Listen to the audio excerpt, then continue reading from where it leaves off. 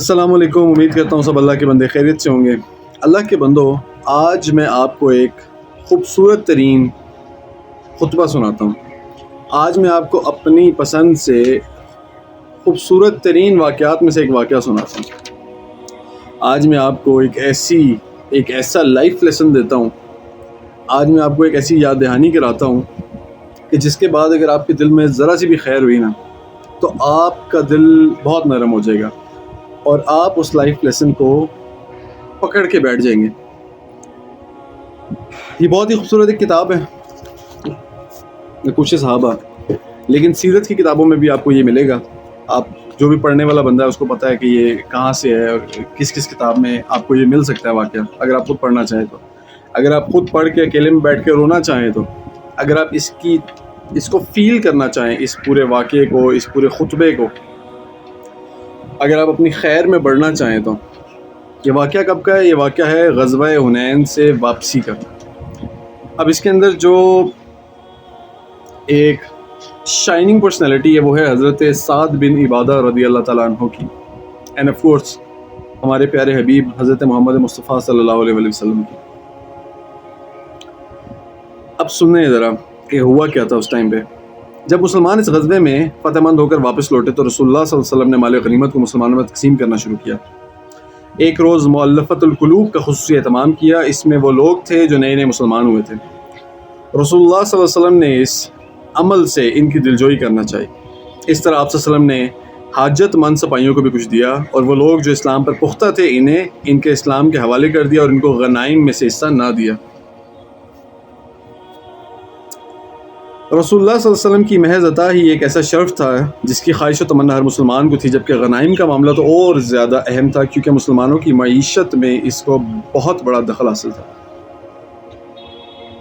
اس صورتحال میں انصار نے اصرار کے ساتھ مطالبہ کیا کہ رسول اللہ صلی اللہ علیہ وسلم انہیں غنیمت سے حصہ کیوں نہیں دیا. انصار کے سردار حضرت سعد بن عبادہ نے اپنی قوم کو ایک دوسرے کے ساتھ اس معاملے پر سرگوشی کرتے سنا تو آپ نے بھی اپنی کھلی ڈلی اور بے لاگ طبیعت کی بنا پر اس موقف کو اختیار کر لیا اور فوراً بارگاہ رسالت میں حاضر ہوئے. رسول اللہ صلی اللہ علیہ وسلم سے عرض کیا، یا رسول اللہ صلی اللہ علیہ وسلم، آپ صلی اللہ علیہ وسلم کو جو مال غنیمت حاصل ہوا ہے اور اس میں آپ نے جو کچھ کیا ہے، اس پر انصار کا یہ محلہ آپ صلی اللہ علیہ وسلم کے بارے میں اپنے دلوں میں کچھ رکھتا ہے. آپ صلی اللہ علیہ وسلم نے اپنی قوم میں تقسیم کیا ہے اور عرب قبائل کو بڑے بڑے عطیات دیے ہیں، لیکن انصار کے اس محلے میں اس سے کچھ نہیں دیا. مطلب انصاری حضرات کو، انصاری صحابہ کرام کو کچھ بھی نہیں دیا. یوں اس بے لاگ آدمی نے جو کچھ اس کے اور اس کی قوم کے دل میں تھا سب کچھ کہہ ڈالا اور اپنے موقف کی دیانتدارانہ صورتحال رسول اللہ صلی اللہ علیہ وسلم کے سامنے رکھ دی.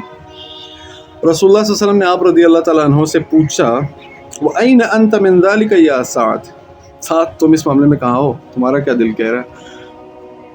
حضرت سعد نے وضاحت و صراحت میں جواب دیا، میں اپنی قوم سے باہر نہیں ہوں. یعنی کہ میری قوم جو سوچ رہی ہے میں بھی وہی سوچ رہا ہوں کہ آپ نے ہمیں انصاریوں کو کیوں کچھ نہیں دیا اور سارا کچھ عربوں میں لوٹا دیا. اس پر رسول اللہ صلی اللہ علیہ وسلم نے فرمایا، اذن اجمع علی قومی، تو پھر ذرا اکٹھا کرو اپنے انصاریوں کو، اکٹھا کرو اپنی قوم کو، اکٹھا کرو اپنے محلے کو، اکٹھا کرو اپنے قبیلے کو میرے لیے. حضرت سعد رضی اللہ تعالیٰ عنہ نے اپنی قوم کو جمع کیا. رسول اللہ صلی اللہ علیہ وسلم ان کے پاس تشریف لائے تو قوم کے رنجیدہ چہروں پر نگاہ ڈالی اور تبسم تاباں کے ساتھ ابتسام فرمایا. پھر شفقت و محبت کے پھول یوں تقسیم کیے. سبحان اللہ.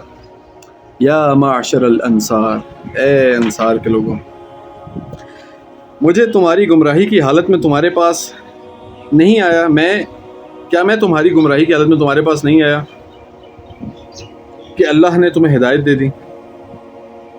کیا تمہاری تنگ دستی کی حالت میں تمہارے پاس نہیں آیا کہ تمہیں اللہ نے غنی کر دیا؟ کیا تمہاری باہمی دشمنی کی حالت میں تمہارے پاس نہیں آیا کہ تمہارے دلوں کو آپس میں جوڑ دیا جب اوس و خزرج آپس میں لڑائی کر رہے ہوتے تھے؟ انصار نے کہا، کیوں نہیں، اللہ اور اللہ کے رسول صلی اللہ علیہ وسلم تو سب سے بڑے محسن اور عطا کنندہ ہیں. رسول اللہ صلی اللہ علیہ وسلم نے فرمایا، الا تجیبونی یا معاشر الانصار، اے گروہ انصار مجھے جواب کیوں نہیں دیتے ہو؟ کیا جواب دیتے ہیں وہ اس کے بعد؟ انہوں نے کہا، یا رسول اللہ صلی اللہ علیہ وسلم کیا جواب دیں؟ اللہ اور اس کے رسول کا بہت بڑا احسان و فضل ہے. بات بھی بالکل ٹھیک ہے، لیکن جو ان کا پہلے جو موقف تھا آپ نے اس کو بھی اگنور نہیں کیا. آپ نے اس کو بھی کیٹر کیا کہ ایک ایسا کیٹر کیا، ایک ایسا ایڈریس کیا اس چیز کو کہ قیامت تک آنے والے لوگ اس سے ایڈریس ہو جائیں، قیامت تک آنے والے لوگ اس سے سیکھ سکیں. رسول اللہ صلی اللہ علیہ وسلم نے وہاں پہ فرمایا، خطبہ دیا،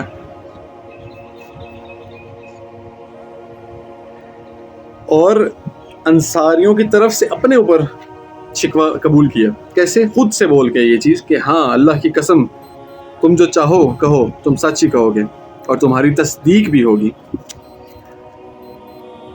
تم جھٹلائے ہوئے ہمارے پاس آئے تو ہم نے تمہاری تصدیق کی. یعنی انصار کی طرف سے خود کو بولا کہ اگر انصاریوں تم لوگ یہ بھی کہو کہ اے اللہ کے رسول آپ جھٹلائے ہوئے ہمارے پاس آئے اور ہم نے آپ کی تصدیق کی، یا تم بے یارو مددگار آئے تو ہم نے تمہاری نصرت کی، تم قبیلہ کنبہ کے بغیر آئے تو ہم نے تمہاری غمخواری کی، تم ملک سے نکالے ہوئے آئے تو ہم نے تمہیں پناہ دی.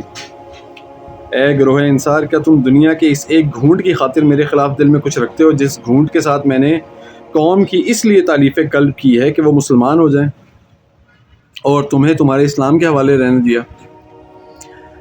یا معاشر الانصار، کیا تم اس بات پر راضی نہیں ہو کہ لوگ اونٹ، بکریاں، گھوڑے لے جائیں اور تم اللہ کے رسول کو اپنے ساتھ گھر لے جاؤ؟ سبحان اللہ. یہ وہ ٹائم تھا کہ جب آپ صلی اللہ علیہ وسلم نے یہ بات کی نا کہ کیا تم اس پہ راضی نہیں ہو کہ وہ اونٹ، بکریاں، گھوڑے لے جائیں اور تم اللہ کے رسول کو اور اللہ کو اپنے ساتھ اپنے گھروں میں لے جاؤ؟ انصاریوں لوگ پھوٹ پھوٹ کے رو پڑے وہاں پہ. اس ذات کی قسم جس کے ہاتھ میں میری جان ہے، اگر ہجرت نہ ہوتی تو میں محمد رسول اللہ صلی اللہ علیہ وسلم میں ایک انصار کا آدمی ہوتا.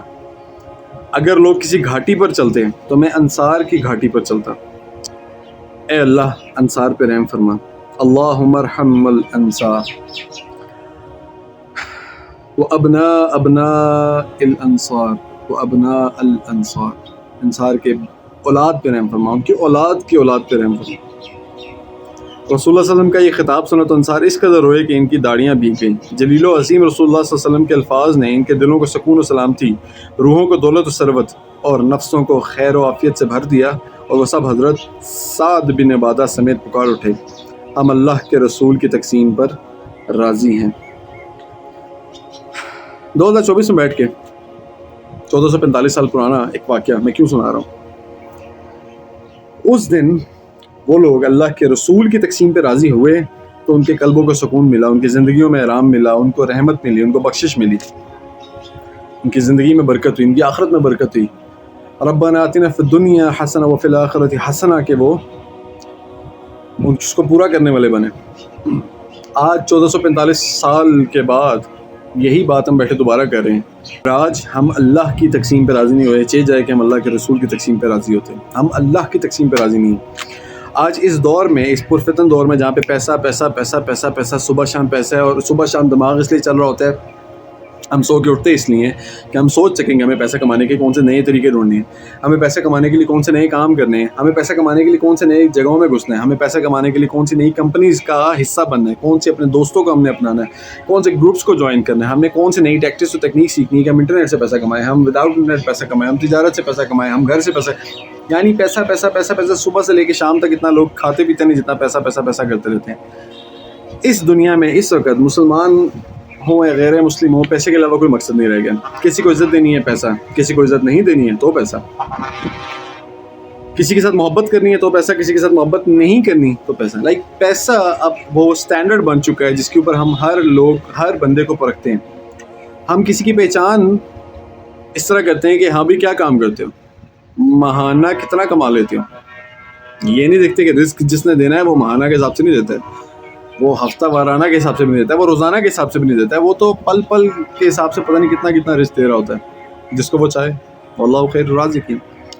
تو اللہ تعالیٰ کی تقسیم پہ ہم راضی نہیں ہوتے. ہم ایک دوسرے کو دیکھتے ہیں، ہم سوشل میڈیا پہ، ہم یوٹیوب پہ، ہم فیس بک پہ، ہم عام زندگی میں ان لوگوں کو دیکھتے ہیں جن کے پاس ہمیں فیل ہوتا ہے کہ شاید دنیا کا بہت مال و متاع ہے، جن کے لیے ہمیں فیل ہوتا ہے کہ یار یہ تو کامیاب ہیں، جن کے لیے ہمیں فیل ہوتا ہے کہ یار mean that success actually this is what I want in my life.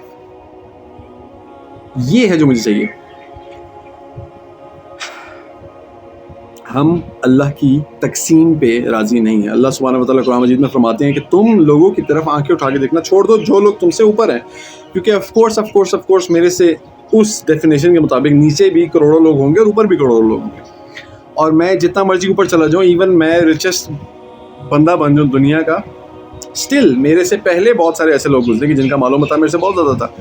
And of course میرے بعد آنے والے بہت سارے لوگ ایسے ہوں گے جن کا مال و متاع میرے سے بہت زیادہ ہوگا.